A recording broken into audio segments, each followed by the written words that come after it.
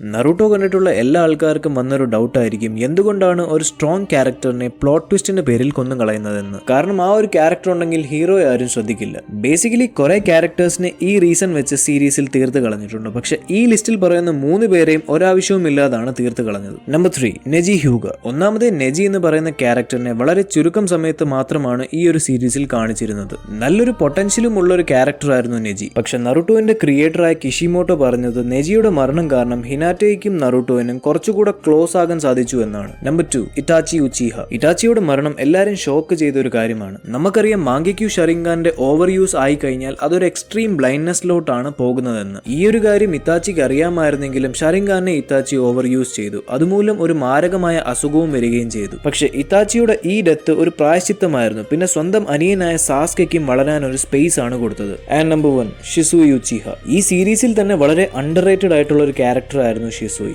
ഏറ്റവും ചെറിയ പ്രായത്തിൽ ജോനിയനായ ഒരാളും പിന്നെ ഒരു അൾട്ടിമേറ്റ് ഗെഞ്ചിറ്റ്സുവിന്റെ ഉടമയായ ഒരാളായിരുന്നു ഷിസുയി. ഈവൻ ഉച്ചിഹ കൂട്ടക്കൊലയും അവന് തടയാമായിരുന്നു. പക്ഷെ അങ്ങനെ നടന്നിരുന്നെങ്കിൽ ഈ ഒരു സീരീസിന്റെ ഫുൾ സ്കോപ്പും പോയേനെ. കാരണം ഉച്ചിഹ മാസക്കർ ഈ സീരീസിലെ ഒരു great plot and turning point ആയിരുന്നു. ഇതാണ് എന്റെ ലിസ്റ്റ്. നിങ്ങളുടെ അഭിപ്രായത്തിൽ നറുട്ടോ സീരീസിൽ പ്ലോട്ട് കാരണം മരിക്കേണ്ടി വന്നത് ആരൊക്കെയാണെന്ന് കമന്റ് ബോക്സിൽ ഇടുക. ഇതുപോലത്തെ ഇൻട്രസ്റ്റിംഗ് തിയറീസ് ആൻഡ് ഫാക്ട്സിനായി ഫോളോ ചെയ്യുക ലിംബോട്ടോപ്പിയ.